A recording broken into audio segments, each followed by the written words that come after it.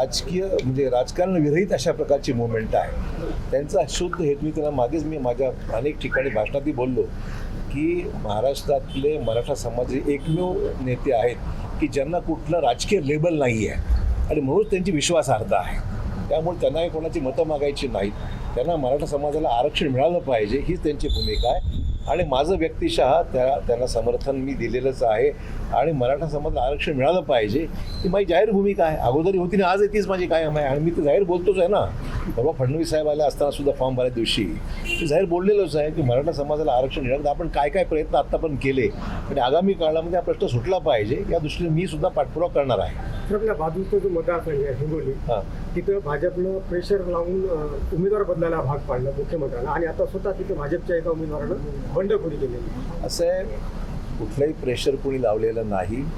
ज्या ज्या पक्षाने आपापले उमेदवार त्यांच्या माहितीप्रमाणे उभे केलेले आहेत त्याप्रमाणे हिंगोलीचा उमेदवारसुद्धा सन्मान्य मुख्यमंत्र्यांच्या संमतीनेच उभा केला गेलेला आहे. कुठला उमेदवार आपली सगळी शेवटी ही महायुती आहे राज्यामध्ये आणि महायुतीचे सर्वच उमेदवार निवडून आले पाहिजे. सगळ्यांकडे साधारण फील्डवरचा रिपोर्ट असतो.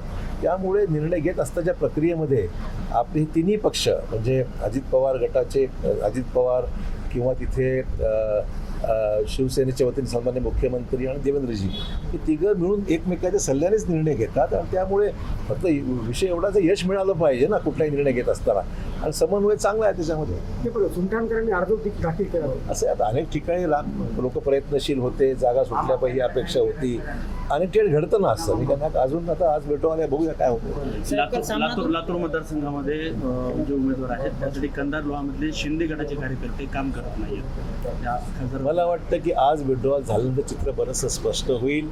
उमेदवारी मागण्यापर्यंत प्रत्येकाला अधिकार असतो मी नाकारत नाही.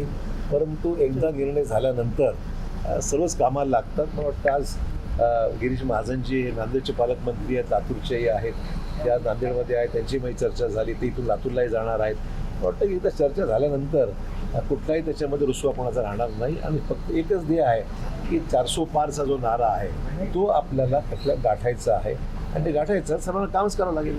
सर्कल सामनातून संजय राऊतांनी टीका केली तुमच्यावर. आदर्श ते दिल्लीतून रडले असं बोलले. प्रशंसा कारण मी त्यांच्याकडून माझं प्रशंसा करायचं अपेक्षितच नाही आहे. त्यांनी फक्त माझ्यावर बोलण्यापेक्षा नानांच्याच उत्तराला प्रश्न होतो जास्त अधिक होईल चांगलं होईल असं वाटतं मला. बालाजी कल्याणकडे सक्रिय दिसत नाही आहेत नांदेड उत्तरमध्ये. दिसणं पाहिजे म्हणजे नेमकं काय केलं पाहिजे असं आहे की आता प्रत्येक जण काम करतं आहे. काही दाखवत आहेत काही दाखवत नाही तेवढाच फरक आहे. पण प्रत्येक जण आपापल्या त्यांच्यावर जबाबदारी मोठी आहे. तसं भाजपची सर्व कार्यकर्ते शिवसेनेचंही काम करत आहे तर ते सुद्धा त्यांनी करतील अशी अपेक्षा आणि ते करत आहेत असं काही तक्रार नाही कोणाची.